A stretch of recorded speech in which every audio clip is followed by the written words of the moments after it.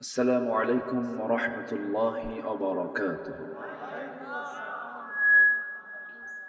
السلام عليكم ورحمة الله وبركاته. إن الحمد لله الأكرم الذي خلق الإنسان وكرم وعلمه من البيان ما لم يعلم، فسبحان الذي لا يحصى امتنانه باللسان ولا بالقلم. نشهد أن لا إله إلا الله وحده لا شريك له، ونشهد أن سيدنا وحبيبنا ومولانا محمدًا عبده ورسوله الذي أرسله بالحق بشيرا ونذيرا وداعيا إلى الله بإذنه وسراجا منيرا. فقد قال الله تعالى في كلامه المجيد وفرقانه الحميد: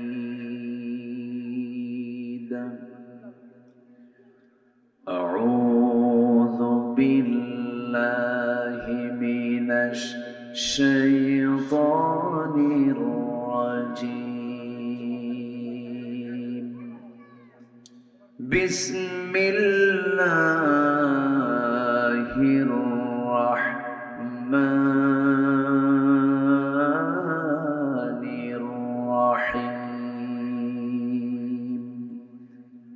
إن الله وملائكته يصلون على النبي يا أيها الذين آمنوا صلوا عليه وسلموا تسليما. اللهم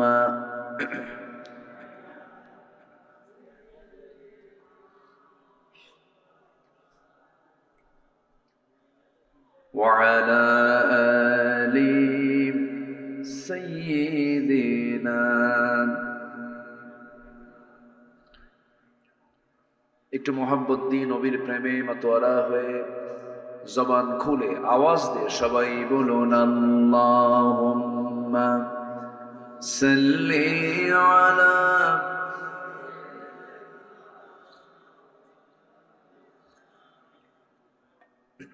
وعلى آل سيدنا।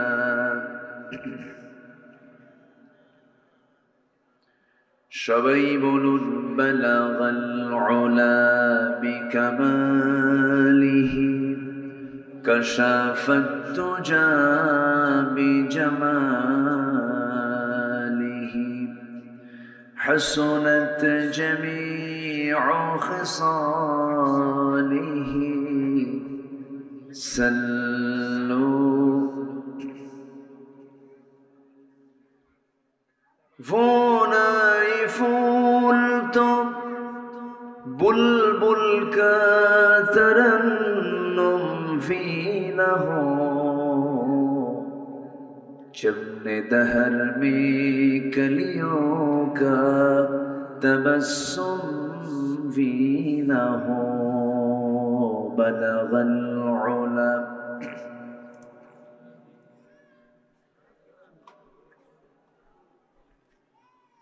हसनत जमीउ खिसालिही सल्लू।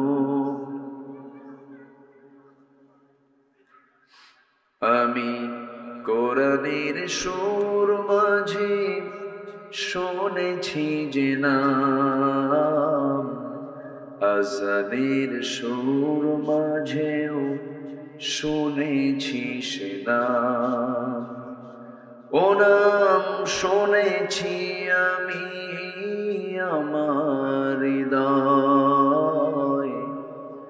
হে রাসূল নবীজি তোমায়, হে রাসূল নবীজি তোমায়।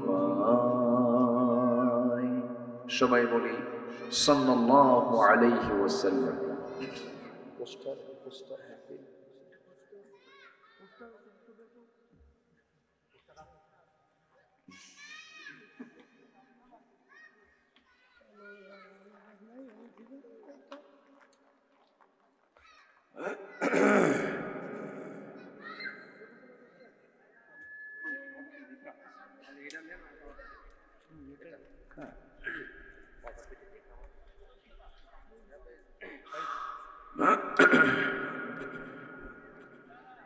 প্রাকৃতিক সৌন্দর্যের অপরূপ লীলাভূমি সুন্দরবন লাগো অঞ্চল, যশোর জেলার কেশবপুর উপজেলার কানাইডাঙ্গা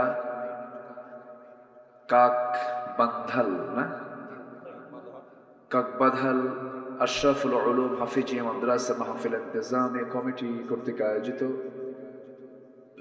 দিনের বেলা অনুষ্ঠিত আজকের এই মহতি আয়োজন চতুর্থ বার্ষিকী তাফসীরুল কোরআন মাহফিল 2025 মহৎ আয়োজনের সম্মানিত সুযোগ্য সভাপতি জনাব আলহাজ শামসুর রহমান সর্দার, বরেণ্য অতিথি যিনি আমার পূর্বে কথা বলেছেন মুহতারাম মাওলানা আতিয়ার রহমান, বরেণ্য অতিথি চিকিৎসক ইসলাম দরদি ব্যক্তিত্ব জনাব ডাক্তার এম এ মান্নান হাফিজাহুল্লাহ, আজকে মাহফিলে উপস্থিত সম্মানিত মেহমানবৃন্দ, বাম পাশে উপবিষ্ট আছেন সম্মানিত চেয়ারম্যান সাহেব সহ উপস্থিত সম্মানিত প্রাণপ্রিয় দ্বীনি ভাইরা, আড়ালে বসে আছেন শ্রদ্ধেয়া সম্মানিতা মা বোনেরা। আলোচনার সূচনায় আনুষ্ঠানিকতার মধ্য দিয়ে আমার পক্ষ থেকে আবারও দিল খোলা সালাম, আসসালামু আলাইকুম ওয়া রাহমাতুল্লাহি ওয়া বারাকাতুহু।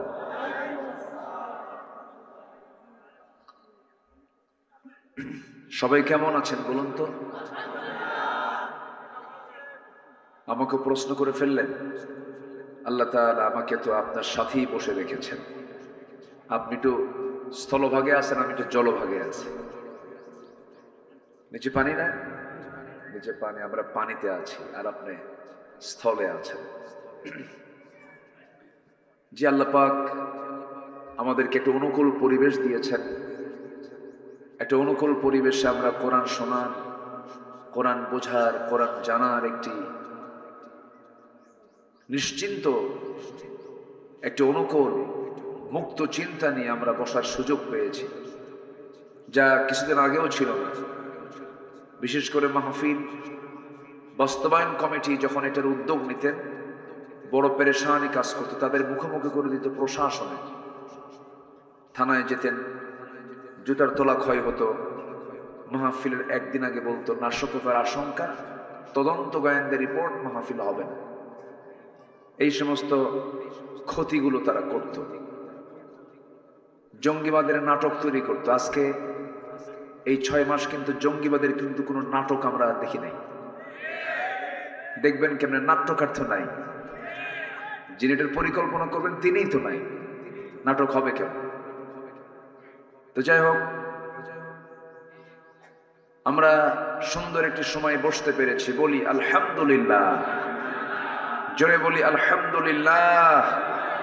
সবাই বলছে আল্লাহুম্মা আইন্নি আলা যিকরিকা ওয়া শুকরিকা ওয়া হুসনি ইবাদাতিকা।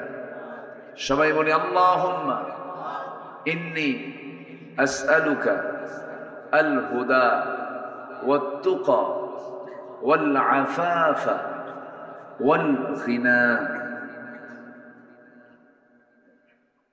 আমরা আল্লাহ তাআলার শুকর আদায় করে নিলাম। আমার আগে মেহমান বৃন্দ তারা অনেক সুন্দর সুন্দর চমকপ্রদ কথা বলেছেন। আমি শেষ ক্লাসে খুব যে বেশি সময় নিয়ে কথা বলবো তাও না, তবে যতটুকু সময় আছে আমল যদি করার নিয়তে শুনি এবং আমরা বলি, এতটুকুন সময় একটা মানুষের জান্নাত পাওয়ার জন্য যথেষ্ট কথা যদি কি আমলের নিয়তে শোনে, এই কথাগুলি বান্দাকে জান্নাতে নিয়ে যাবে। আমার নবীজি তার জীবনের সেরা ভাষণ দিয়েছেন ফি হাজ্জাতিল বিদা, বিদায় হজের ভাষণ দিয়েছেন। ওনলি 25 থেকে 30 মিনিট তিনি কথা বলেছেন। এমন কোন সাবজেক্ট নাই মানবতা নিয়ে, আখিরাত নিয়ে, সামাজিকতা নিয়ে, পারিবারিক জীবন নিয়ে এমন কিছু তিনি কথা বলেছেন যে নাতি দীর্ঘ বক্তৃতার মধ্যে পৃথিবীর সকল কথা এই কথার মধ্যে চলে আসছে। আলহামদুলিল্লাহ। এই জন্য আমরা যারা বসেছি, আমরা শুধু শুনতে এসেছি না আমলের নিয়তে এসেছি? আমলের নিয়তে এসেছি। আসুন আমরা ধীরে ধীরে আলোচনার দিকে চলে যাচ্ছি। আমরা শুনেছি এই মাহফিলটার নাম হলো তাফসীরুল কোরআন মাহফিল। তাফসীর মানে দ্য এক্সপ্লেইন, ব্যাখ্যা। কোরআন মানে কোরআন, কোরআনের ব্যাখ্যা হয় যে জায়গায়, সেটা হচ্ছে তাফসীরুল কোরআন মাহফিল। এই কোরআন থেকে যারা কথা বলবে তারাই প্রকৃত সত্য কথা বলবে। এই কোরআন দিয়ে যারা বিচার করবে তারাই সঠিক বিচার করতে পারবে, এবং এই কোরআন দিয়ে যারা দাওয়াত দিবে তারাই হচ্ছে একমাত্র সঠিক দাওয়াত, পথের দাওয়াত তারাই দিতে পারে। অর্থাৎ মান ক্বালা বিহি সাদাকা ওয়া মান হাকামা বিহি আদালা ওয়া মান দাআ ইলাইহি ফাকাদ হুদিয়া ইলা সিরাতিন মুস্তাকিম। এজন্য এই কিতাবকে নিয়ে আমাকে আপনাকে থাকতে হবে, এটা এনাফ। আল্লাহ তাআলা মানুষের মানব জীবনের জন্য যা প্রয়োজন সব এর মধ্যে পরিপূর্ণ দিয়েছেন, একটু ঘাটতিও রাখেন নাই, একটু অপূর্ণতা রাখেন নাই, পূর্ণাঙ্গ জীবন বিধান আকারে আল্লাহ পাক এই কিতাবটা আমাকে আপনাকে উপহার দিয়েছেন। জোরে বলে সুবহানাল্লাহ। উপহার কেন বললাম? একটা সূরা আছে যে সূরার ভিতরে আল্লাহ রাব্বুল আলামিন বারবার বান্দাকে নিয়ামতের ব্যাপারে প্রশ্ন করেছেন, একটা একটা নিয়ামতের কথা বলেছেন আর প্রশ্ন করেছেন।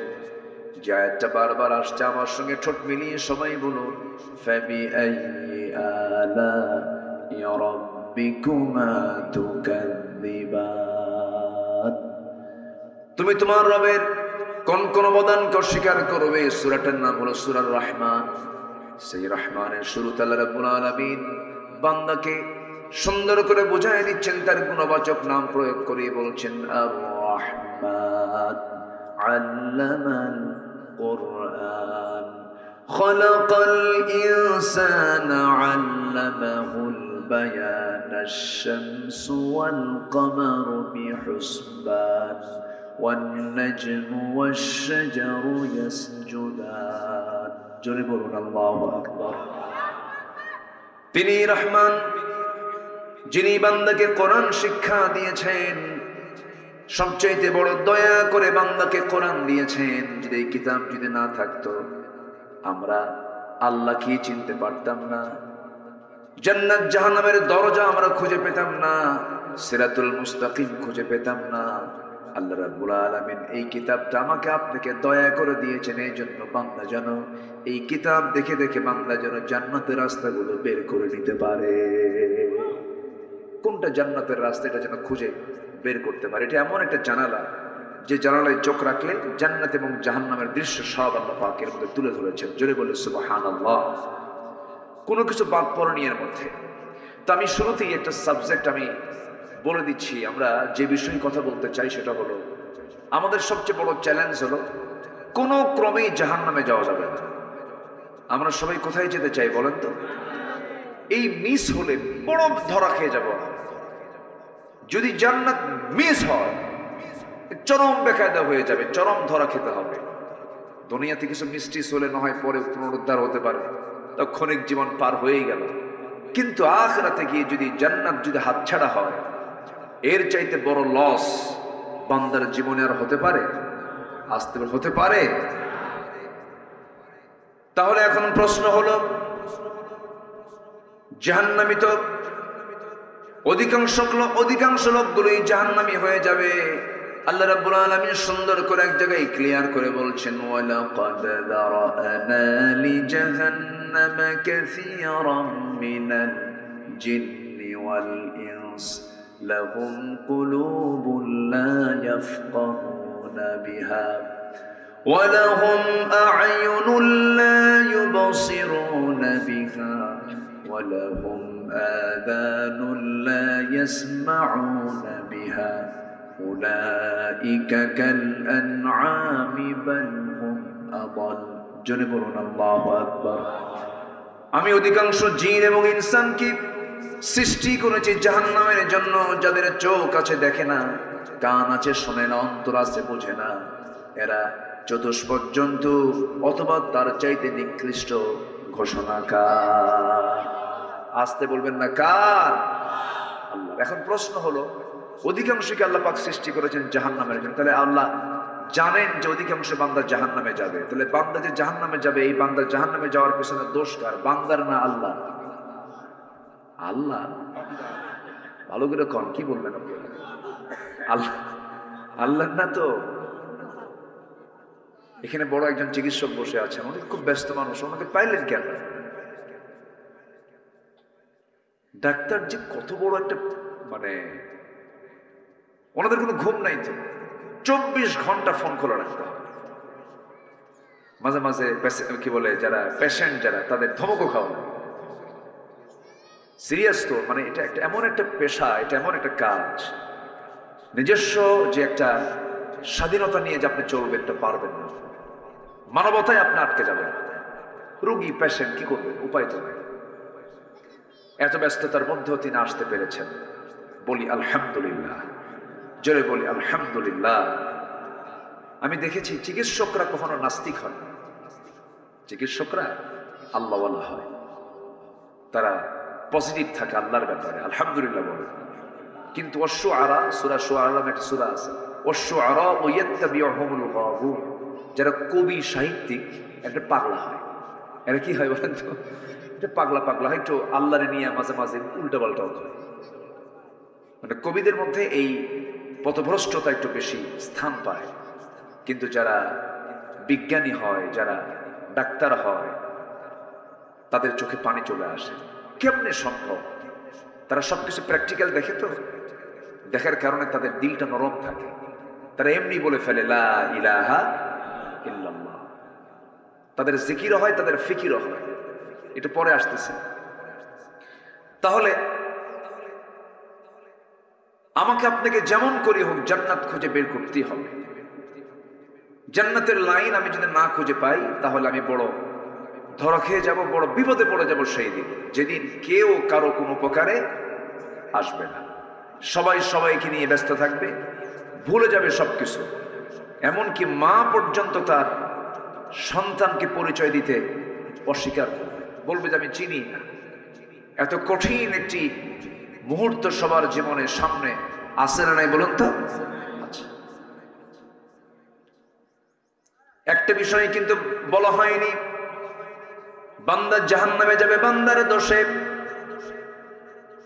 একটা ছাত্রকে শিক্ষক পড়ান, ক্লাসে আসে বসে, শিক্ষক কিন্তু জানেন এই ছাত্রটা আমার কি রেজাল্ট করবে, ফেল করবে না পাশ করবে। যে ছাত্র ফেল করবে তাও তিনি জানেন, যে ছাত্র পাশ করবে তাও তিনি জানেন। কিন্তু ছাত্র যে ফেল করবে, এটা কি শিক্ষকের দোষ না ছাত্রের দোষ?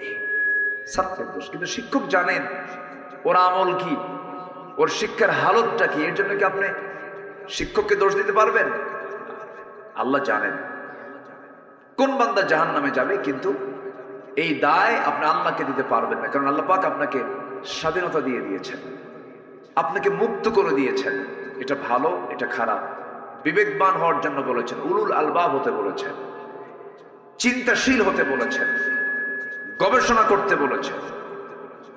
আল্লাহ রাব্বুল আলামিন বলেন উলুল আলবাব কারা, বিবেকবান কারা? আল্লাহ রাব্বুল আলামিন সুন্দর করে বলছেন ইন্না ফি খালকিস সামাওয়াতি ওয়াল আরদি ওয়া ইখতিলাফিল লাইলি ওয়ান নাহার লাআয়াতিল লিউলিল আলবাব। আসমান সৃষ্টিতে, জমিন সৃষ্টিতে, দিন এবং রাতের আবর্তনে যারা চক্ষুষ্মান, যারা বিবেকবান, তাদের জন্য বহু শিক্ষা রয়েছে।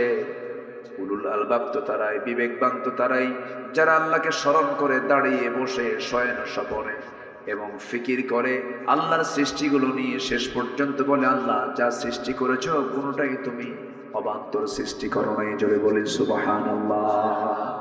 তাহলে মানুষ কি হবে? চিন্তাহীন না চিন্তাশীল? বিবেকহীন না বিবেকবান?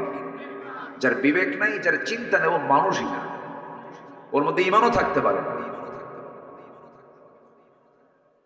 তাহলে জাহান্নাম থেকে বাঁচতে হবে আমাকে আপনাকে। কোরআনকে বলুন, কোরআন তুমি বলে দাও তো জাহান্নামে যাওয়ার কারণগুলো কি কি, সেইগুলো আমরা বাদ দেব। কোরআন একাধিক জায়গায় বলে দিচ্ছে। দুটা জায়গা থেকে আমি কথা বলবো আজকে। একটা হলো সূরা মুদ্দাসসির, আর একটা হলো সূরা মারিয়াম। দুই জায়গায় জাহান্নামে যাওয়ার কারণগুলো আল্লাহ রাব্বুল আলামিন তুলে ধরেছেন। আল্লাহ রাব্বুল আলামিন বলেন আনিল মুজরিমিনা মা সালাকাকুম ফি সাকার ক্বালু লাম নাকু মিনাল মুসাল্লিন ওয়া লাম নাকু নুতঈমুল মিসকিনা ওয়া কুন্না নাখুযু মা'আল খায়িদিন ওয়া কুন্না নুকাযযিবু বিয়াউমিদ্দিন হাত্তা أتانا اليقين فما تنفعهم شفاعة الشافعين জোরে বলুন আল্লাহু আকবার। ও মুজরিমরা, ও পাপীরা, আজকে তোমরা জাহান্নামে কেন? আল্লাহ বলবেন জাহান্নামীদেরকে তোমরা আজকে সাকার নামক দোজখে কেন? জাহান্নাম মোট 7টা। জাহান্নাম মোট কয়টা বলেন? 7টা। জাহান্নামগুলো এত ভয়ঙ্কর, এত ভয়ঙ্কর জাহান্নাম, এত সিরিয়াস জায়গা। এই যে সূর্য আমরা দেখতে পাই, সূর্যের কিন্তু আভ্যন্তরীণ তাপমাত্রা হলো 15 মিলিয়ন ডিগ্রি সেলসিয়াস। কেউ তো আল্লাহু আকবার বলবেন না। কত মিলিয়ন? 15 মিলিয়ন ডিগ্রি সেলসিয়াস যার তাপমাত্রা। কত দূরে থাকলে পরে এখানে তাপমাত্রা আমরা পাচ্ছি 20, 25, 26, 28। অথচ আল্লাহ রাব্বুল আলামিন এই সূর্যটা কত দূরে রেখে দিয়েছেন। এই বিশাল আকৃতির এই সূর্যটা দিয়ে আল্লাহ রাব্বুল আলামিন পৃথিবীকে আলোকিত করেছেন। এই সূর্য যদি জাহান্নামের মুখে যদি ছেড়ে দেওয়া হয়, বাচ্চার মুখে চকলেট দিলে পরে নিমিষেই যেমন হেরে যায়, নিঃশেষ হয়ে যায়, জাহান্নামের মুখে যদি সূর্যটাকে যদি ছেড়ে দেওয়া হয়, নিমিষের মধ্যে সূর্য জাহান্নামের মধ্যে হেরে যাবে। এত ভয়ঙ্কর জাহান্নাম। এর মধ্যে একটা দরজা হলো সাকার। তোমরা আজকে সাকারে কেন? সঙ্গে সঙ্গে দোজখবাসী বলবে আমরা 4টা কারণে জাহান্নামে দোজখে। নাম্বার 1 হলো সারা জীবন আযান শুনেছি, সারা জীবন ডাক শুনেছি নামাজের জন্য, হাইয়া আলাস সালাহ, হাইয়া আলাল ফালাহ।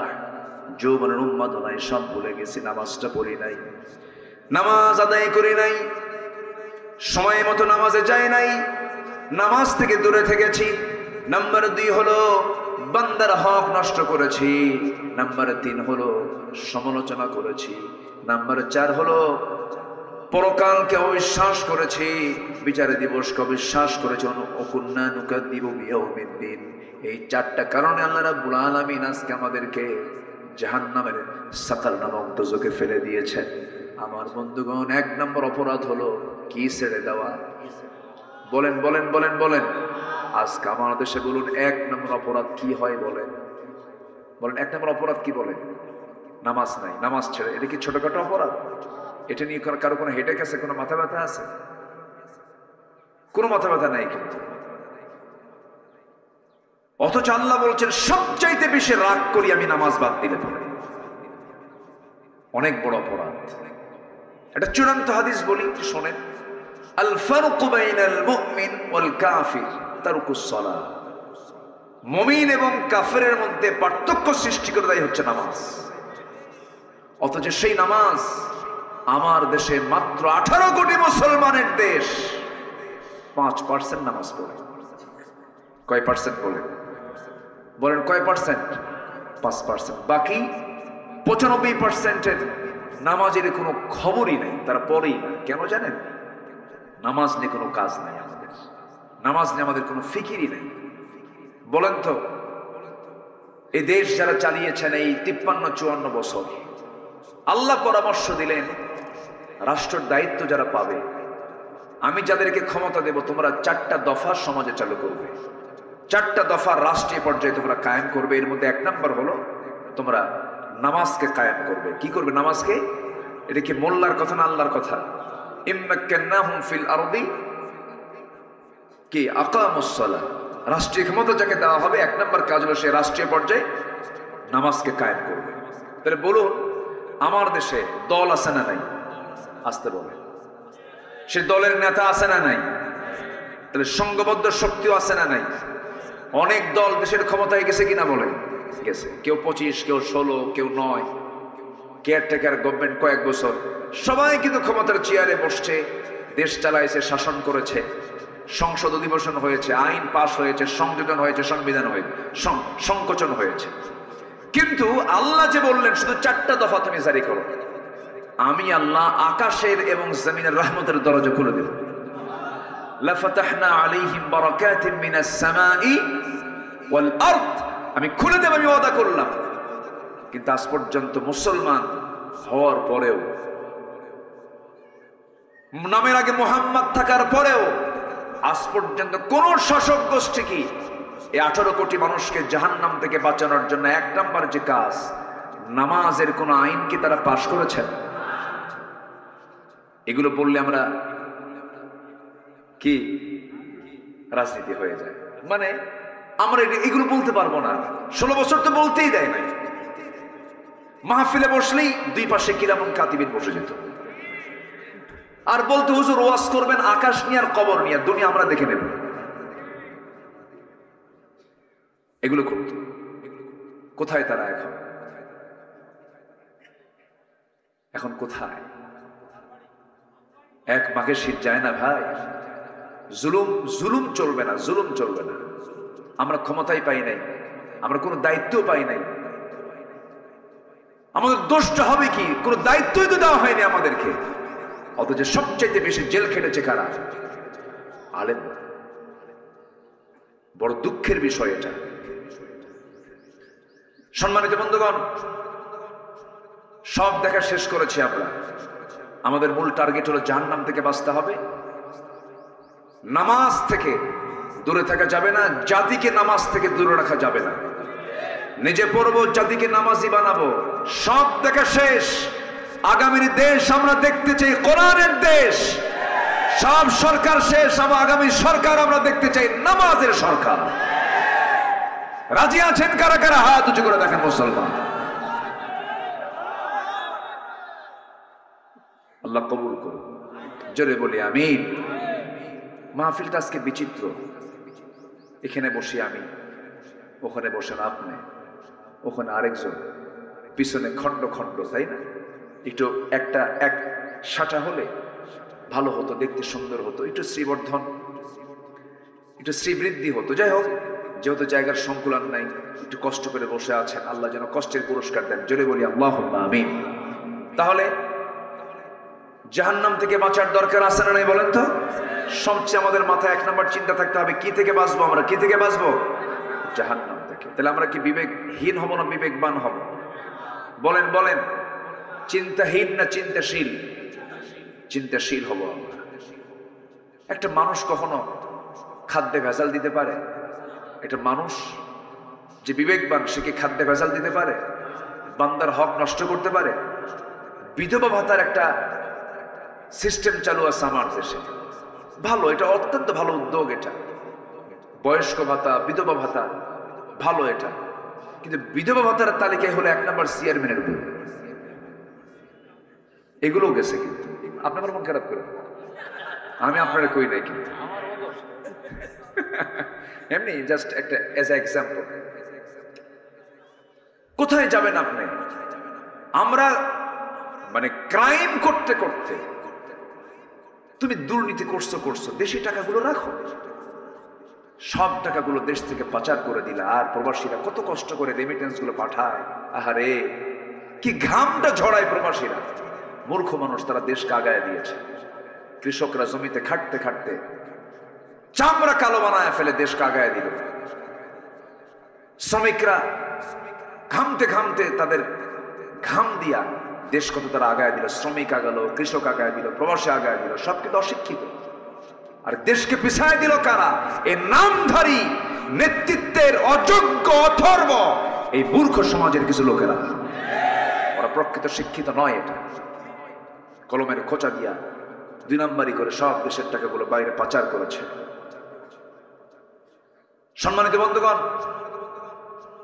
নামাজ মানুষকে বাঁচায় অনেক অপকর্ম থেকে। সবাইকে নামাজ পড়বো না ইনশাআল্লাহ? সবাইকে নামাজ পড়তে রাজি আছি? সবার আগে এই মস্তকটা আমরা অবনত করব কার কাছে?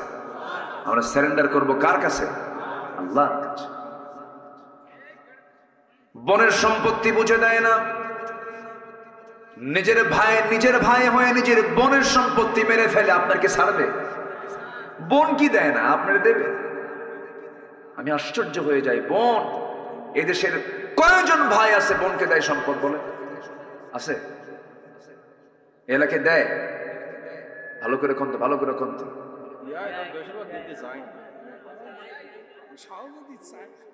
সহজে দিতে চায় না, খুব বেকার।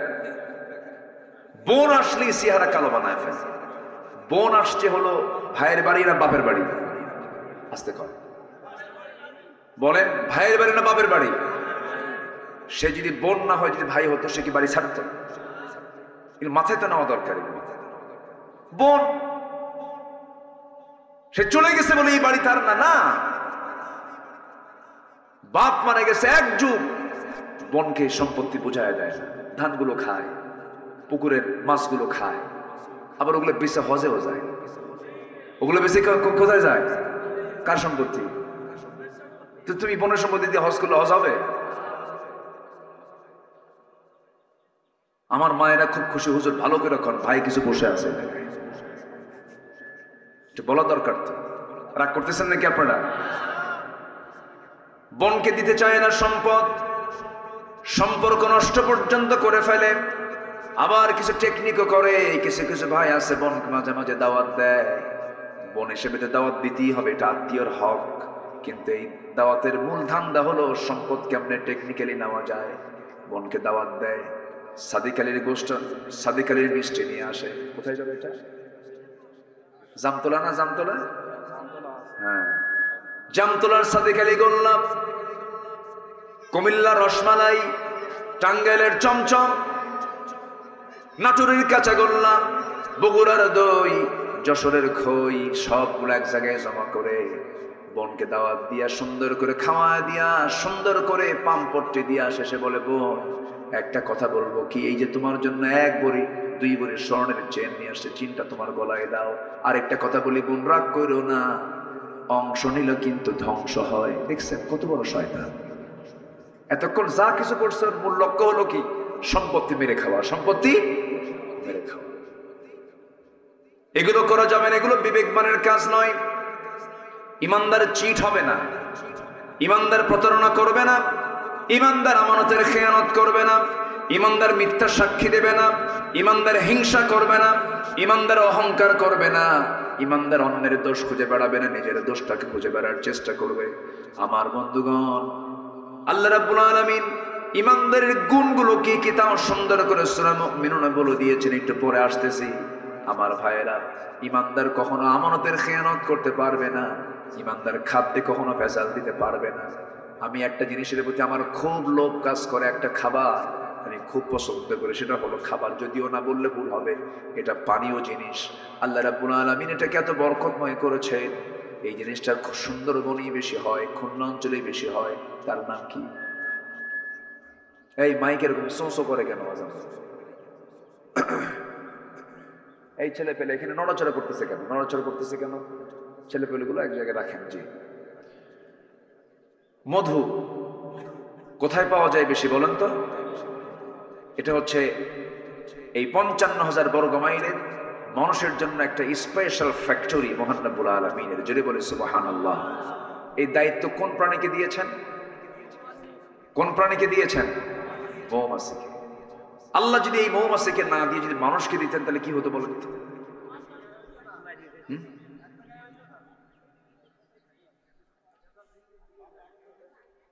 ওই দেখছেন সব ভারতে চলে যেত। এখানে চিকিৎসক বসে আছেন, অনেকে বলেন ক্যান্সারের কোনো অ্যান্সার নাই। কতটা শিরিকের কথা! কে বলেছে অ্যান্সার নাই? যার কাছে অ্যান্সার আছে তিনি আমার কে। ক্যান্সারের রোগেও কিন্তু ভালো হয়ে যায়। ভালো হয়? ভালো হয়। এমন কোন রোগ নাই যে রোগের চিকিৎসা নাই। অবশ্যই ভালো হবে। ভালো হবে না কেন? আমাকে আপনাকে ভালো হতে হবে। আপনি ক্যান্সারের রোগী এখনো আছেন? ভালো হয়ে গেছে। এই যে আলহামদুলিল্লাহ করে, এই যে প্র্যাকটিক্যাল পেয়ে গেলেন, আলহামদুলিল্লাহ বলেন। কয়েছে ক্যান্সারের অ্যান্সার। আমি 2009 সালে হজে গিয়েছিলাম। আমি এক ইউরোপিয়ানকে দেখলাম, সে জমজমের ওই যে ওখানে জমজম পাওয়া যায়, জমজম পানিটা ট্যাপ খুলে কল খুলে নিতে হয়, বোতলে ভরায় ভরায় নিয়ে যায়, তাই না? হ্যাঁ, হজে গেছে, ধরায় নিয়ে যায়। তো আমি দেখি একজন, সে খাচ্ছে না, বোতলও ভরাচ্ছে না, সে মাথায় ঢালে, গায়ে ঢালে। ভাবলাম যে এই জমজমের পানিগুলো নষ্ট করতেছে কেন? এটা তো বিশাল নিয়ামত। এটা আমার কাছে মনে হলো এরকম। আমি কাছে গিয়ে বললাম, ফি মুশকিলা, কোনো প্রবলেম আপনার? তুই না আরবিও বোঝেন, আবার ইংরেজিও বোঝেন, আবার অন্য একটা ভাষা। তো আমি এখন ইশারা ইঙ্গিতে বোবার মতো বলে না কথা, বোবার সাথে কথা বলা যায় না? বলা যায় তো। আল্লাহ পাক তো সবই দিয়েছেন মানুষকে। আমি তাকে বললাম, আপনি এগুলো করতেছেন কেন? তো বলতেছে, 20 দিন আগে আমি মক্কা আসছি, আমার ক্যান্সার হয়েছে, স্কিন প্রবলেম, স্কিন ক্যান্সার। তো ডাক্তার আমাকে মানা করে দিয়েছেন। আমি ভাবলাম যে একটু আল্লাহর ঘরে যাই। আসছে জমজম, বলে জমজম খাই, গায়ে লাগাই, পেট ভরে ভরে খাচ্ছি। গত 2 দিন আগে চেক আপ করে দেখি ক্যান্সারটা আমার ভিতরে নাই। কি হয়? ওষুধ হয়? ওষুধ হয় কিনা বলেন? জমজম পানিটা হলো এমন পানি, সব পানি বসে বসে পান করতে হয়। এই পানিটা রাসূল দাঁড়ায় দাঁড়ায় পান করেছেন আর দোয়া করেছেন, আল্লাহুম্মা ইন্নী আসআলুকা ইলমান নাফিআ ওয়া রিজকান ওয়াসিআ ওয়া শিফাআন মিন কুল্লি দাইন। এই পানি পান করলে শুধু তৃষ্ণাই নিবারণ হয় না, সব পানিতে শুধু তৃষ্ণা নিবারণ হয়, কিন্তু জমজমের পানি পান করলে তৃষ্ণাও নিবারণ হয়, ক্ষুধাও নিবারণ হয়। জোরে বলে সুবহানাল্লাহ। এক্সট্রা একটা গুণ আল্লাহ পাক এই পানির মধ্যে দিয়েছেন। আজওয়া খেজুর আছে, আজওয়া খেজুর সহিহ হাদিস। যদি কোনো বান্দা সকালবেলা খালি পেটে 7টা করে আজওয়া খেজুর খেতে পারে, রাসূল নিজেই চিকিৎসা দিয়েছেন। রাসূল বলছেন তার কাছে কোনো অনিষ্ট স্থান পাবে না, সে সুস্থ হয়ে যাবে। এবার মধু নিয়ে কথা বলতেছেন কে? আসতে বলবেন না, কে কথা বলছেন? এবার আল্লাহ কি দিলেন দেখেন। সুন্দরবনে, কোথায় দিলেন? সুন্দরবনে দিলেন। সুন্দরবন আমার আপনার জন্য নিয়ামত, বলি আলহামদুলিল্লাহ। সুন্দরবন পাহারা দেয় কে? বলেন, কে পাহারা দেয়? মানুষকে দায়িত্ব দিলে থাকতো, ওই গাছগুলো থাকতো। বন খেকো ওসমান হয়ে যেত, সব বন খেকো ওসমান হয়ে যেত। ইতিহাস যাদের জানা আছে, নাম বলা মাত্রই তো বোঝার কথা। আমার বন্ধুগণ, ওই মৌমাছিকে আল্লাহ রাব্বুল আলামিন ওই সুন্দরবনে পাঠায়া দিলেন, বনে বনে পাঠায়া দিলেন। বনে পাঠায়া দিয়া তাদেরকে কহি দিলেন আল্লাহ রাব্বুল আলামিন যে তথ্যগুলো 3000 বছর আগে দিয়েছেন।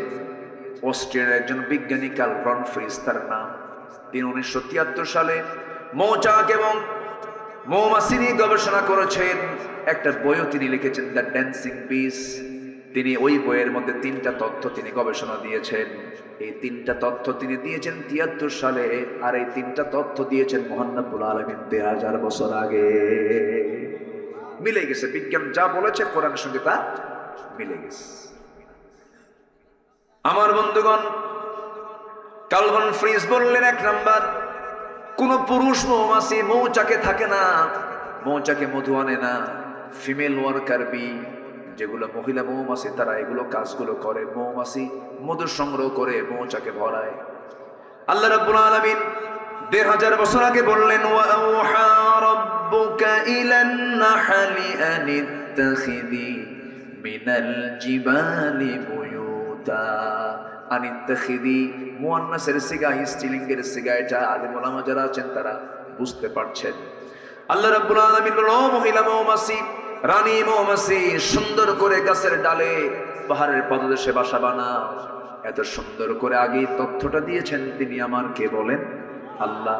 নাম্বার 2 হলো সেই কালভান ফ্রিজ, তিনি প্রমাণ করলেন কোন মৌমাছি, একটা কর্মী মৌমাছি যদি কোনো ফুলের বাগান বা উদ্যানের যদি কোনো খোঁজ পেয়ে যায়, সঙ্গে সঙ্গে সেখান থেকে সে গ্রুপ মেসেজ দেয়। কি মেসেজ দেয়?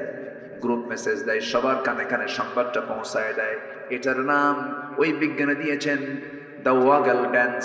ওয়াগল ড্যান্স যা পৃথিবী সাড়া ফেলে, অথচ এই পুরাতন তথ্য ১৫০০ বছর আগে মহান রব্বুল আলামিন কোরআনে বলে দিয়েছেন। জোরে বলে সুবহানাল্লাহ। কোরআন বলতেছে, সুম্মা কুলি মিন কুল্লি সামারাতি ফাসলুকি সুবুলা রাব্বিকি যুলুলা। জোরে বলুন আল্লাহু আকবার। নাম্বার 3 হলো এই মৌমাছি বিজ্ঞানের নিখুঁত করে গবেষণা করেছেন, যখন কোনো ফুলে বসে ওই ফুলের মধুগুলোকে, রসগুলোকে, রঙগুলোকে, পানিগুলোকে সে তার মুখে শুধু নেয় না, সে তার পেটের মধ্যে তুলে নেয়। যখন সে তার মৌচাকে চলে আসে, সম্পূর্ণ মধুটা তার পেট থেকে বের করে। মধু বের হয় মৌমাছির পেট থেকে, মৌমাছির পেট থেকে বের হয়। আল্লাহ এই কথাটা ১৫০০ বছর আগে বলে দিয়েছেন। ইয়াখরুজু মিন বুতুনিহা শারাবুন মুখতালিফুন আলওয়ানুহু ফীহি শিফাউন লিন-নাস ইন্না ফী যালিকা লাআয়াতান লিকাওমিন ইয়াতাফাক্কারুন। যারা আলেম ওলামা আছেন, ইয়াখরুজু বের হয়, মিন বুতুনিহা ওই মৌমাছির পেট থেকে, শারাবুন পানীয়, মুখতালিফুন আলওয়ানুহু নানা রং বেরঙ্গের, ফিহি যে মধুর ভিতরে, শিফাউল লিন-নাস মরা ছাড়া সব রোগের ঔষধ আছে। জোরে বলি সুবহানাল্লাহ। মরা ছাড়া সব রোগের ঔষধ আছে। জোরে বলি সুবহানাল্লাহ। মরা ছাড়া। এই এলাকায় মধুর দাম কত করে বলেন?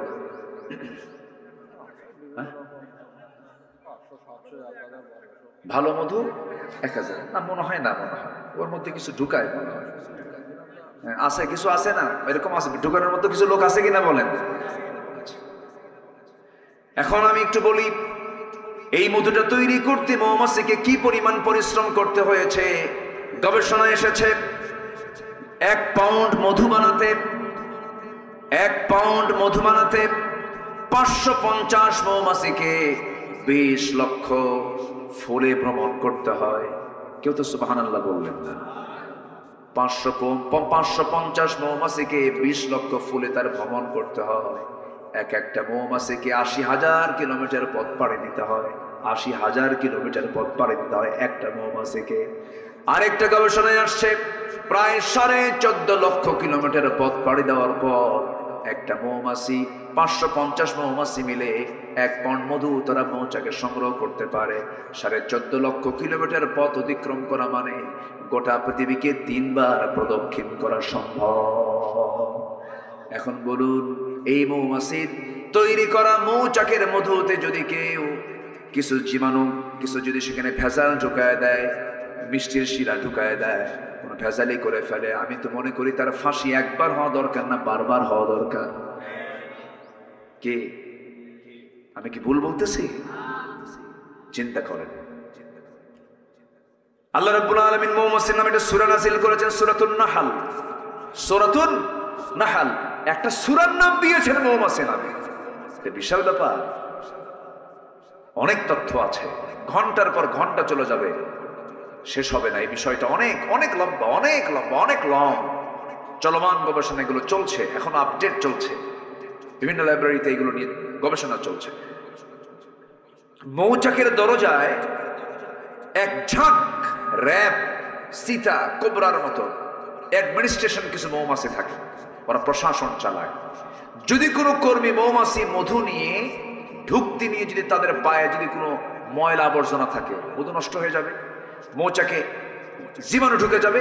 এজন্য করে কি, এই পুলিশ মৌমাছিগুলো সব এক জায়গায় হয়ে যেগুলো পায়ের মধ্যে ময়লা ঢুকতে চায় এক কামড় মেরে তাকে দুনিয়া থেকে বিদায় করবে। কেউ কি সুবহানাল্লাহ বলবেন না? তাও যেন মধু নষ্ট কেউ না করতে পারে। আমার বন্ধুগণ, আবার মৌচাকের ভিতরে নির্দিষ্ট একটা তাপমাত্রা আছে। মধুরকে ঠিক রাখার জন্য তার স্বাভাবিক তাপমাত্রা হলো 35 ডিগ্রি সেলসিয়াস। যদি এটা 40 ডিগ্রি সেলসিয়াস হয়ে যায়, মধুর কার্যকারিতা নষ্ট হবে এটা ভেবে আল্লাহ রাব্বুল আলামিন মৌমাছিকে অর্ডার দিয়েছেন, তারা কি করে সব মৌমাছি এক জায়গায় হয়ে যায়। দুইটা পাখা তারা ঝাপটাতে থাকে, নড়াতে থাকে, নড়ায় নড়ায় করে কি ভিতরের বাতাসগুলো, গরম বাতাসগুলো বাইরে বের করে দেয়। যখন 35 ডিগ্রি সেলসিয়াস হয়ে যায় তখন তারা থেমে যায়। আবার যদি তাপমাত্রা নিম্নগামী হয়, নিচের দিকে চলে যায়, 30-এ চলে আসে, তখন পাখাটা উল্টা করে বাতাস দিয়ে দিয়ে ভিতরটা গরম করে ফেলে। জোরে বলে সুবহানাল্লাহ।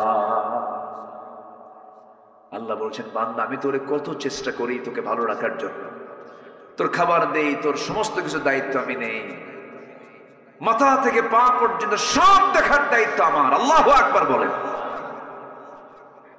এনারা তো মানুষের গোটা দেহের মধ্যে যান, মাথা থেকে পা পর্যন্ত যা দেওয়া হয়েছে সম্পূর্ণ কার অবদান? আল্লাহর অবদান। সে আল্লাহ বলছেন, বান্দা তুই নামাজ পড়িস না? জি জি, না ঠিক আছে, আমি কি শেষ করে দেব? আলোচনা চালাবো? জোরে বলি ইনশাআল্লাহ। জিকির করি লা ইলাহা।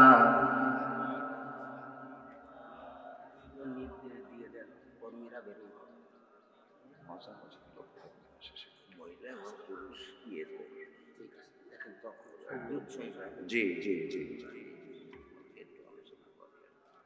জি, হ্যাঁ পড়ার ব্যাপারে জি বলবো জি ইনশাআল্লাহ। একদিন তো সব সাবজেক্ট আসে না। জি, আমাকে আপনাকে কষ্ট যেন চালাই। তাহলে জাহান্নামে যাওয়ার কারণগুলো আমরা শিখেছি 4টা। নাম্বার 1 হচ্ছে কিনা পড়া। আচ্ছা, বউ যদি নামাজ না পড়ে কি করবে? দেখছেন কি অ্যাকশন, খাটের থেকে আলাদা করে দিল, তাও কাম হয় না, তাহলে কি করবেন? আরেকজনকে ম্যাট দেব, যে কইছে ম্যাট দেব সে বিয়ে করে নাই। বউ মারা এত সস্তা? যে স্বামী সংসার করে সেই স্বামী অবশ্যই বউকে ভয় করে, ঠিক না?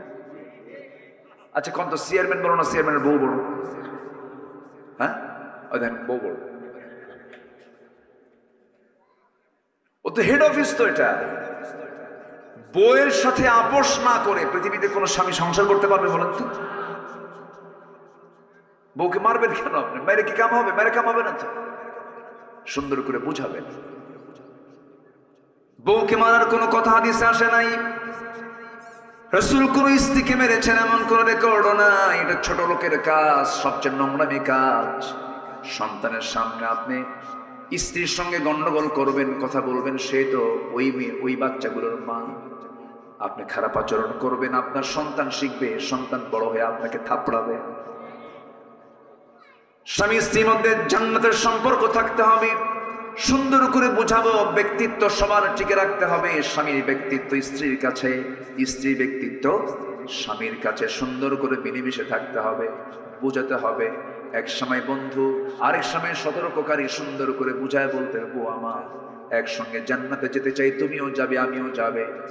এই দুনিয়াতে একই ছাদের নিচে যেমন ছিলাম, একই সঙ্গে আমরা জান্নাতে চলে গিয়ে জান্নাতে গিয়ে শপিং করবো। আমার বউ নামাজটা পড়ো, সন্তানকে সুন্দর করে ফজরে ডাক দেব।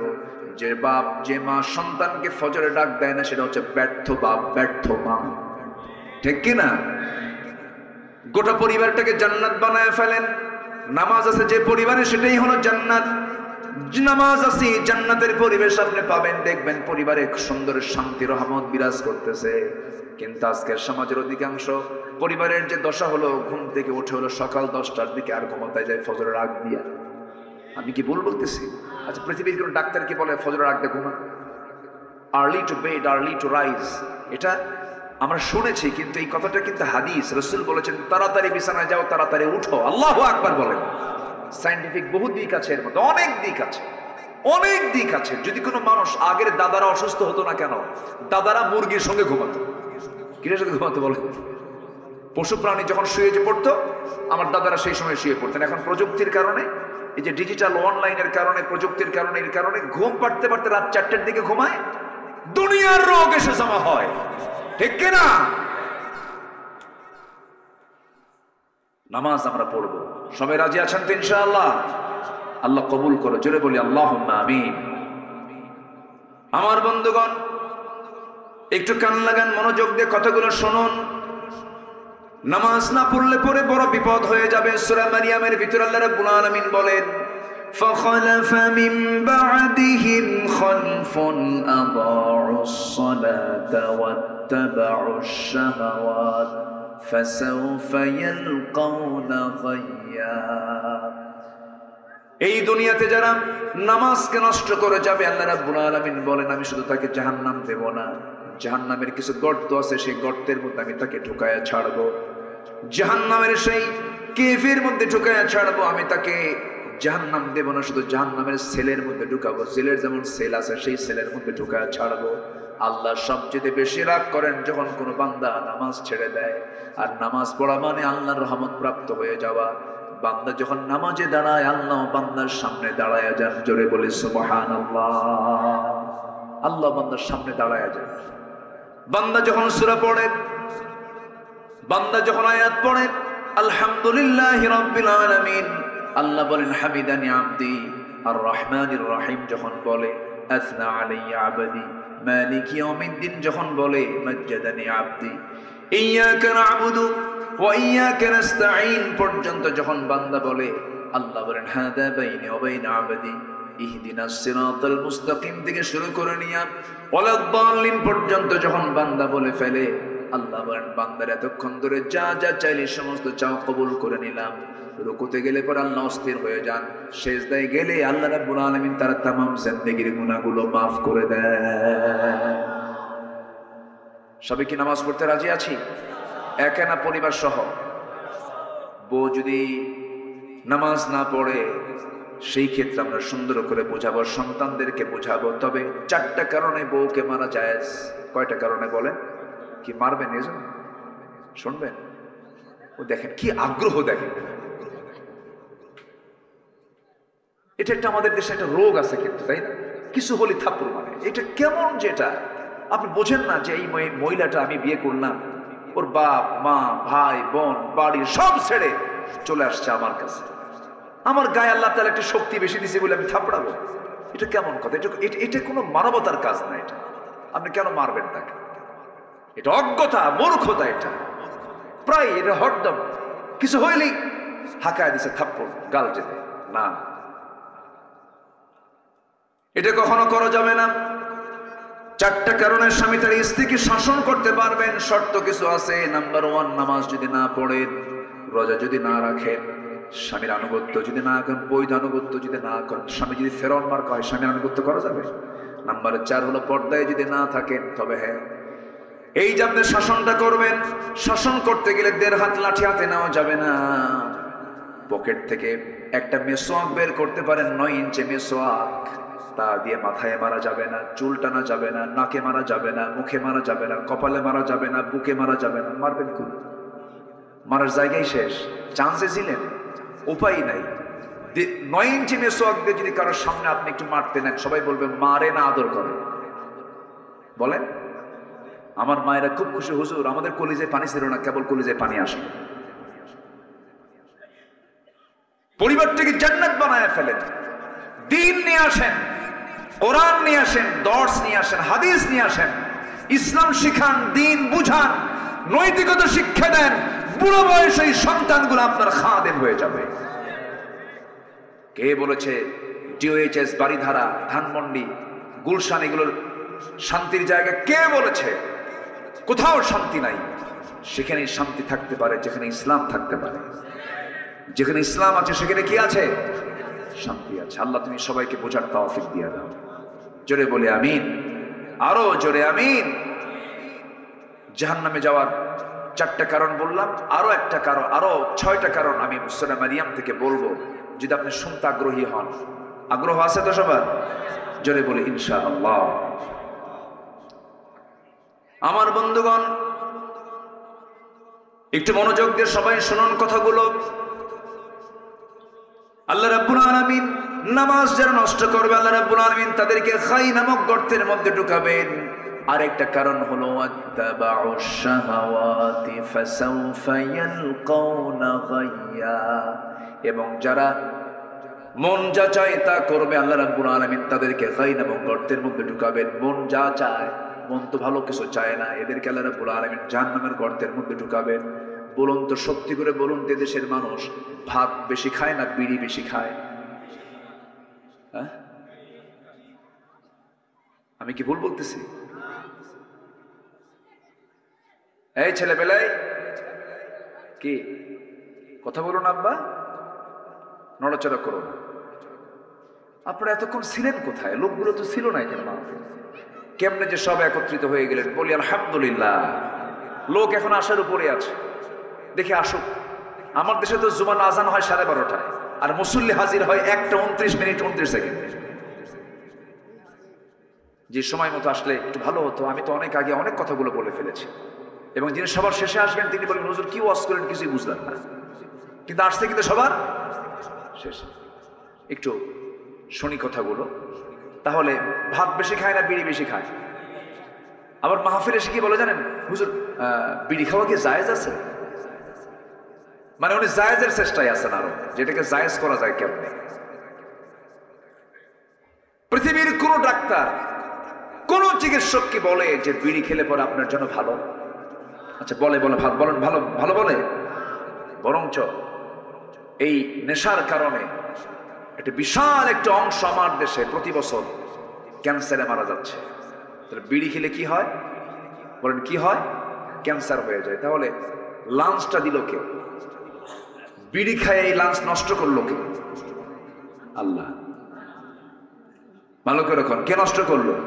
তা আল্লাহ কি ধরবেন না আপনাকে? আল্লাহ বলবেন, আমি তোরে সুস্থ লাঞ্চ দিলাম, তুই ওর মধ্যে ধোঁয়া ঢুকালি কেন? তুই কেন ঢুকালি ধোঁয়া? কেন ঢুকালি? জবাব দে। কি জবাব দেবেন আপনি? ওয়ালা তুলকু বিআইদিকুম ইলা তাহলুকা, নিজকে তুমি ধ্বংসের দিকে ঠেলে দিও না। কার কথা? আল্লাহর কথা। পান খান। আমি আমার দাদার মুখের পান খেয়েছি। দাদা বুড়া ছিলেন, পান আমার মুখে লাল। আমার দাদা তো ওই সেই পান চাবায় চাবায় আমার মুখে দিতেন, আমার মনে আছে এখন। রস, পানের রসের ভিতরে খেতে পারেন, পান খান, কিন্তু পানের সাথে আবার হাকিমপুরী রহমতুল্লাহ আলাইহি কেন? ভাবতেছেন আমি ছাড় দিচ্ছি? কোনো দিকে বাদ দিচ্ছি না। হাকিমপুরি বাদ দেন, একই পাতা তো। একটা পাতা পুড়ে খায়, আর এটা কি চাবায়া খায়। একই রোগ, একই সমস্যা। কোন নেশার কাছে ইমানদার যেতে পারে না। কিয়ামতের দিন যদি আল্লাহ বলেন, তুই যে বিড়ি খায়া, তুই যে লাঞ্চ নষ্ট করে তুই আগে মরলি, আল্লাহ যদি বলেন তুই ক্ষুদ্র আত্মহত্যাকারী, আল্লাহ ধরতে হতে পারে। ধরতে পারেন না? ধরতে পারেন না? ধরতে পারেন। আপনি জানেন যে এটা চরম ক্ষতিকর শরীরের জন্য, আপনি খাবেন কেন? আমাদের প্রায় প্রশ্ন করো যে বিড়ি খাওয়া কি জায়েজ আছে? বিড়ি খাওয়া জায়েজ না জায়েজ এটার চাইতে আমাদের বেশি জবাব দিতে পারবেন ডাক্তাররা। ঠিক আছে না? ডাক্তাররা বলবেন যে এটা ক্ষতির কারণ। যেটাই ক্ষতি সেটাই হারাম, যেটা ক্ষতি সেটা কি হারাম। মনে হয় অনেক কষ্ট দিয়ে ফেললাম আপনাদের। হুজুর এটা শেষ জীবনে বিড়ি খাচ্ছিলাম, তাও হুজুর আপনার এত হিংসা হলো, এই বিড়ির বিরুদ্ধে লাগলেন আপনি? না বাবাজি, খাবো না। 80 বছর বয়স, বিভিন্ন মাহফিলে যাইতে, বিভিন্ন মেলা হয়, লোকের গ্যাদারিং হয়, চা খেতে বসে, দেখি অনেক বুড়ো মানুষ 70-80 বছর হয়ে গেছে, কি টানটা মারে। ওই টান দেখে মনে হয় সে জান্নাতে গিয়েও বিড়ি যাবে, এমন ভাবসা। আল্লাহ জান্নাতে এরকম পচা জিনিস রাখবেন না। জান্নাতে রাখবেন আল্লাহ পাক 4টা নহর। কয়টা নহর বলেন তো? 4টা নদী রাখবেন, 4টা ঝর্ণা রাখবেন। 1 নম্বর হলো স্বচ্ছ পানির নহর রাখবেন। নাম্বার 2 হলো মধুর নহর রাখবেন। যে মধুর ব্যাপারে আজকে কথা বললাম, এটা জান্নাতের খাবার, জোরে বলে সুবহানাল্লাহ। নাম্বার 3 হলো দুধের নহর রাখবেন। আর নাম্বার 4 হলো শরাবের এক স্পেশাল শরাব সেখানে থাকবে, যে শরাবটা জান্নাতের শরাব, দুনিয়ার শরাব, দুনিয়ার মদ খেলে পরে লাংস পচে যায়, লিভার পচে যায়, চোখ লাল হয়ে যায়, মাতাল হয়ে যায়। কিন্তু জান্নাতের শরাব যখন বান্দা পান করবে সে কখনো বুড়া হবে না, তার যৌবন শক্তি ডাবল থেকে ডাবল হয়ে যাবে। জোরে বলে সুবহানাল্লাহ। আমার বন্ধুগণ, জাহান্নামে যাবার আরেকটা কারণ আমরা শিখে নিলাম। চারটা তো শিখেছি আমরা। নামাজ না পড়া, নাম্বার 2 হলো বান্দার হক নষ্ট করা, এতিমের হক মেরে খাওয়া, নাম্বার 3 হলো সমালোচনা করা, নাম্বার 4 হলো বিচার দিবস অস্বীকার করা, আখিরাত নাই পরকাল নাই এরকম চিন্তা চেতনা মাথায় নেওয়া। এইদিকে নাম্বার 5 অন্য আয়াতে দেখতে পেলাম যারা কি করবে, মন খেয়াল খুশি মতো যারা চলবে তারা জাহান্নামের মধ্যে ঢুকবে। আমার বন্ধুগণ, আরেকটা অপরাধের কারণে আল্লাহ রাব্বুল আলামিন বান্দাকে খাই নামক গর্তের মধ্যে ঢুকাবেন। খাই নামক গর্তটা খুব ভয়ঙ্কর গর্ত। যারা দুনিয়ার জিন্দেগিতে জেনা করবে, জেনা করতে করতে বুড়ো হয়ে গেছে, জেনা বাদ দেয় না। আরেকটা হলো যারা সুদ খেতে খেতে পাকা হয়ে গেছে, সুদ খাওয়াকে জায়েজ মনে করে। এমনও বহু হাজি আছে, হজ করে বারবার বছরে বছরে যায়, সুদের কারবার ছাড়া না আছে না নাই বলেন? আছে। সুদের ধারে বাসা আমরা কেউ যাব? সুদ খাওয়া কি? আরো জোরে, আরো জোরে। কেশবপুরে মনে হয় সুদ নাই, হ্যাঁ? তাহলে বাদ দিয়ে দিই নাকি? সুদের ব্যাপারে ওয়াজ না করি? হ্যাঁ হ্যাঁ, আপনি না বললে তো বলবো আমি, এটা আমার দায়িত্ব।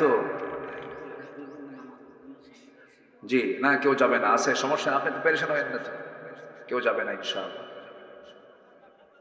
একসঙ্গে দোয়া করবো না আমরা ইনশাআল্লাহ? আমরা একসঙ্গে দোয়া করবো না? তো এই দোয়া থেকে যিনি মাহরুম হবেন তিনি তো মাহরুম হয়ে গেলেন, মিস করে ফেললেন। কেউ যাবে না, একটা লোকও যাবেন না। আমরা নামাজের জন্য সময় দেব, ওযুর জন্য সময় দেব। আমি উঠেছি, আপনার আসতে দেরি করেছেন, এই জন্য আমি একটু ঠান্ডা মাথায় আস্তে আস্তে আসছি, যে লোকজন একটু চলে আসুক, আমিও ঠিক মতো সময় মতো মঞ্চে গিয়ে উঠবো ইনশাআল্লাহ। তো আমরা যদি একটু আজকে একটু বিলম্বে নামাজ পড়ি, অসুবিধা আছে? কোনো চিন্তা নাই, তো একটু বসেন। বসেছি, একটা হক আছে তো আপনাদের, একটা আলোচনার ফিনিশিং আছে তো নাকি? একটু সবাই বসে ইনশাআল্লাহ। সুদ এটা একটা মহামারী আকার ধারণ করেছে। সুদের সর্বনিম্ন গুনাহ হলো নিজের মার সঙ্গে জেনা করা। জোরে বলি নাউযুবিল্লাহ, আরো জোরে নাউযুবিল্লাহ। আচ্ছা, এরপরে জেনা করা, এই জেনা জাহেলি যুগের কাজ ছিল, এই নেশা জাহেলি যুগের কাজ ছিল। তাহলে এই নেশা, এই জেনা, এই সুদ, এই তিনটাই ছিল হলো আবু জেহেলের সমাজের বৈশিষ্ট্য। এই তিনটা কি আমার দেশে আছে না নাই? কারণ এই তিনটাই কি আমার দেশে এখনো আছে? ছিল, আগে ছিল কিনা বলেন? এখনো আছে, সামনে থাকুক। সবাই কি চান? যদি না চান তাহলে এটা কেমনে সরাবেন বলেন? এখানে কিছু করণীয় আছে তো আমাদের, কেমনে এগুলো সরবে এটার জন্য আমাদের চেষ্টা করার দরকার আছে না নাই? আমার নবী যে সময় নবুয়ত পান নাই সে সময় ওই সমাজে ছিল, জাহেলি যুগে ছিল। রাসূল যখন নবুয়ত পেয়েছেন, দায়িত্ব যখন পালন করেছেন, সুদ কি সমাজে রেখেছেন? জেনা রেখেছেন? বলেন রেখেছেন? সুদের কারবার, জেনার কারবার, মদের কারবার সব বন্ধ করে দিয়েছেন। আমরা তার উম্মত, আমরাও সমাজে এগুলো রাখতে দেব না। এগুলোকে বন্ধ করার জন্য আমাকে আপনাকে চেষ্টা করতে হবে। সাহায্য করবেন কে? সাহায্য করবেন কে? আল্লাহ সাহায্য করবেন। এগুলোকে বন্ধ করার জন্য চেষ্টা করতে হবে। আমার ভাইয়েরা, তাহলে যারা জেনা করবে, মদ্যপান করবে, সুদের কারবার করবে, আরেকটা হলো যারা পিতামাতার অবাধ্য সন্তান হবে, পিতামাতার যারা সেবা করবে না, পিতামাতার মনে হয় সেবা না করা মানুষ মনে হয় এই কেশবপুরে মনিরামপুরে নাই। আসতে বলবেন না, আছে না নাই? সকল তথ্য আছে কার কাছে? এই যে এই যে এই যে আল্লাহ তো আছে, এই যে এই যে বসে আছে। প্রায় কিন্তু দরবার করা লাগে। বইয়ের খাবার জোটে, ছেলে মেয়ের খাবার জোটে, মায়ের খাবার জোটে না, এমন পরিবার আছে না নাই? 4 ভাই মিলে এক মাকে ভাগ করে নেয়, ভাগ করে নেয়। এত বড় ছোট লোক, 4 ভাই মিলে এক মাকে ভাগ করে নেয়। তুই 7 দিন, তুই 7 দিন, তুই 7 দিন, তুই 7 দিন। আছে না? আছে না? আছে না? লজ্জা নাই এগুলো? আমার মাকে বলতে হবে, মা তোমার কোন ঘর পছন্দ সেই ঘরে ঢুকবা, তুমি সেই ঘরে থাকবে। 7 দিন ফকিরের মতো ঘুরায় নেয়। এটা কেন? ওষুধের টাকা দরকার একজন দেয়, আমি এত দিলাম, তুই দে, তুই দে, আমি দেব না, তুই দে। এগুলো লেগে যায় কেন? কেন এগুলো লাগবে? আমার মা যখন আমাকে দিয়েছেন, দুধ দিয়েছেন, তিনি কি পরিমাণ করে দিয়েছেন? এগুলো করেন কেন? এগুলো করা যাবে না। বড় দুঃখ, কষ্ট এটা। নাটোরে মাহফিল ছিল আমার, এক বৃদ্ধা মা, 72 বছর বয়স, কাপা কাপা লেখা তিনি দিয়েছেন আমাকে, একটা চিঠি দিয়েছেন, অনেক কষ্টে পাঠায় দিয়েছেন। আমাকে সালাম জানিয়ে বললেন, হুজুর আমার বয়স 72, 72 বছর বয়স, আমার 3টা ছেলে, একটা মেয়ে, মেয়েটাকে বিয়ে দিয়েছি, আমার ছেলে 3টাই বিয়ে করে নিয়েছে, 3টার ঘর আমার ঘরের চতুর্পাশে, আমার মাঝখানে ঘর, আমি নিজের রান্না নিজে করি, আমার ছেলেদের 3 ঘরের রান্নার গন্ধ আমার নাকে এসে ধাক্কা খায়। হুজুর আপনি আমার জন্য দোয়া করবেন, আমার সন্তানদের জন্য দোয়া করবেন, তাদের কলিজা যেন একটু নরম হয়। অথচ ইমাম ছোট্টবেলায় একই হাড়িতে ওই 3টা ছেলে সহ মেয়ে সহ গোটা পরিবারকে একই হাড়িতে রান্না বান্না করে খাওয়াইছেন। অথচ 3টা ছেলে হওয়ার পরও 3টা হাড়িতে এক মার খাবার জোটে না। আমি কি ভুল বললাম রে ভাই? এই সমস্ত আচরণ যারা করবে, আল্লাহ রাব্বুল আলামিন বলছেন আমি তাদেরকে জাহান্নামের খাই নামক গর্তের মধ্যে ঢুকায় ছাড়বো। যারা মিথ্যা সাক্ষী দিবে তাদেরকে আমি জাহান্নামের খাই নামক গর্তের মধ্যে ঢুকায় ছাড়বো। আমার বন্ধুগণ, এই সমস্ত অপকর্ম থেকে আমরা বাঁচবো, ভালো লাইনে চলে যাব। আজকের থেকে সিদ্ধান্ত নেব, কাউকে ঠকাবো না, কাউকে হিংসা করব না, কারোর সাথে অহংকার করব না, গীবত শিকায়তের দিকে যাব না, মিথ্যা সাক্ষী দেব না, কোনো জিনার কাছে যাব না, অবৈধ ইনকাম কোনো পথের দিকে পা বাড়াবো না, সত্য কথা বলবো। নামাজ আজকের থেকে জীবনে ছেড়ে দেব না। আল্লাহ বলছেন, বান্দা তুই আমার জান্নাতে চলে যা। জোরে কোন সুবহানাল্লাহ। নামাজ 5 ওয়াক্ত করবেন কারা কারা? একটু হাত তুলে দেখান দেখি। জোরে বলি ইয়া আল্লাহ। একটু জোরে বলেন না ভাই, ইয়া আল্লাহ। আমাদেরকে 5 ওয়াক্ত সালাত আদায় করার তৌফিক তুমি আল্লাহ দিয়ে দাও। জোরে বলি আমি, আরো জোরে আমিন, আরো জোরে আমিন। কষ্ট দিয়ে ফেললাম মনে হয়। হুজুর মাহফিলের সাথে বেকায়দায় পড়ে গেলাম। উজুর পানি ঠান্ডা, শেষ রাত্রে ওঠা যায়? হয়তো এরকম চিন্তা করতেছেন নাকি আপনারা? আমরা নামাজ পড়বো, পরিবারকে নামাজের পরিবার বানাবো। জোরে বলি ইনশাআল্লাহ। মসজিদে একা যাবো না, বাচ্চা কাচ্চা নিয়ে যাব। যদি 4 বছর হয়, আসতে পারেন কেন? কি বলেন? 4 বছর হলে কি করব? 5 বছর, 6 বছর নিয়ে যাব। দুধ খাওয়া ছাড়া মাত্রই, মার দুধ আর খায় না, নিয়ে যাবেন। কিছু বুড়া চাষা আছে, ডিস্টার্ব করে, আছে না? এরকম আছে না? এই এত আওয়াজ কেন? এই এরকম স্যানভ্যান করেন, এরকম আছে না? এরকম আছে। বলবেন চাষা আপনি চুপ করে থাকেন, একটা আওয়াজ করবেন না। ছোটবেলাতে নামাজে পড়েন নাই, কি কথা বলেন? চুপচাপ থাকবেন। আপনার গ্রামের যত শিশু বাচ্চা আছে সবগুলোকে আপনার যদি 4টা থাকে, একটা কোলে নিবেন, একটা হাইটে নিবেন, একটা ঘাড়ে নিবেন, সব নিয়ে ছেলে হোক মেয়ে হোক মসজিদে ঢুকে পড়বে। ওরা হাঁটবে, ওরা হাসবে, পাঞ্জাবি টানবে, সেজদায় বসবে, ঘাড়ে উঠবে, টানাটানি করবে, একটা শব্দ করতে পারবেন না। ওটাই ওর নামাজ। ইসলামী সমাজের বৈশিষ্ট্য হলো মসজিদ থেকে হাসির আওয়াজ আসবে। কাদের হাসি? বাচ্চাদের হাসির আওয়াজ, তাদের কান্নার আওয়াজ আসবে। এটা হচ্ছে ইসলামী সমাজের বৈশিষ্ট্য। এটা বুঝতে ভুল, এটা বুঝতে ভুল। ওরা নামাজে যাবে, ওরা দেখবে 1:30টায় নামাজ হয়, ওরা দেখবে 4:30টায় নামাজ হয়। তাহলে সময়ের জ্ঞান পেল কোন জায়গা থেকে? নামাজ থেকে। ওরা দেখবে এক ইমামের পেছনে সব নেতৃত্ব মেনে নিচ্ছে, তাহলে নেতৃত্ব শিখবে কোন জায়গা থেকে? নামাজ থেকে। ওরা দেখবে ইমাম যা করে মুসল্লি তাই করে, ইমাম কথা বলে না, মুসল্লিও কথা বলে না, ইমাম বক্তব্য দেয় সবাই চুপ করে থাকে। শিখবে শৃঙ্খলা, শিখবে সময়ের জ্ঞান, শিখবে ভদ্রতা, শিখবে আদব আখলাক, সব নামাজ নামাজ নামাজ। আল্লাহু আকবার। রাজি আছেন সবাই? আল্লাহ কবুল করুন। আজান হয়ে গেছে মনে হয়, আজান হয়ে যাচ্ছে। জি, আমি সবার কাছে একটু উদাত্ত আহ্বান জানাবো। আমার কাছে এটা আরো আধা ঘন্টা আগে দিছে, মাঝে মাঝে ঘুতাচ্ছে আমার, তা আমি আটকে রাখছি আপনাদের সম্মানে যে আমি উঠলাম, আমি আলোচনা ফিনিশিং না দিলাম, এটা বলি কেমনে? কেউ উঠবেন না, কিন্তু আপনি দেন বা না দেন কেউ উঠবেন না। আরেকটা বিষয় আমি কথা বলতে চাই, সেটা হলো মাদ্রাসায় সন্তান দিলে কি ওর জীবন নষ্ট হয়ে যাবে এরকম মনে করেন আপনারা?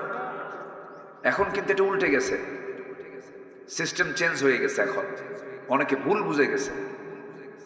এমন কিছু শিক্ষা ব্যবস্থা আমার দেশে ব্যক্তিগত উদ্যোগে হলো শুরু হয়েছে। একটা ছেলে মাদ্রাসায় পড়বে, পরে সে ডাক্তার হতে পারবে, ইঞ্জিনিয়ার হতে পারবে, সবকিছু হতে পারবে। সে কি হবে?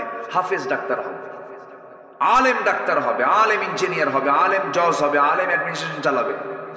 সে রডের বদলে বাঁশ দেবে না, সে ভালো ইঞ্জিনিয়ার হবে। নৈতিকতার শিক্ষা ছাড়া একটা মানুষ কখনো ভালো পরিপূর্ণ মানুষ হতে পারে না। আর নৈতিকতা আছে কোথায় বলে? কোরআনে আছে। মাদ্রাসায় দিবেন, সন্তানকে দিয়ে দিবেন। এখনো প্রেজেন্ট ওয়ার্ল্ডে একজন দেশের প্রেসিডেন্ট আছেন যিনি একজন হাফেজ। তুরস্কের একজন প্রেসিডেন্ট রিসেপ তাইয়েব এরদোয়ান একজন হাফেজ কোরআন। মিশরের একজন প্রেসিডেন্ট ছিলেন ডক্টর মোরসি, হাফেজ কোরআন, ইঞ্জিনিয়ার ছিলেন, হাফেজ ছিলেন। তো নূর থাকতে হবে, নৈতিকতার আলো থাকতে হবে। আলো থাকলে তাহলে সবকিছুকে আলোকিত করা সম্ভব। জেহালাত নিয়ে, অন্ধকার নিয়ে আলো দেওয়া যায় না। এই জন্য আলোটা হচ্ছে কোরআন। আলোটা কি বলেন তো? কোরআন। এটা দিয়ে আমরা আলোকিত হব, নিজে আলোকিত করব, সমাজকে, রাষ্ট্রকে, সবকিছুকে। আল্লাহ কবুল করুন, জোরে বলি আমিন। সম্মানিত ভাই, এখন আমি সবার কাছে একটা আরজ রাখবো, কেউ উঠবেন না, শুধু উঠবেন তিনি যিনি আপনার কাছে যাবেন, যিনি আদায় করবেন। দোয়া করেন আমার দেশে এমন একটা পরিবেশ আসুক, মাহফিলগুলো পরিচালনার জন্য রাষ্ট্র টাকা বহন করে।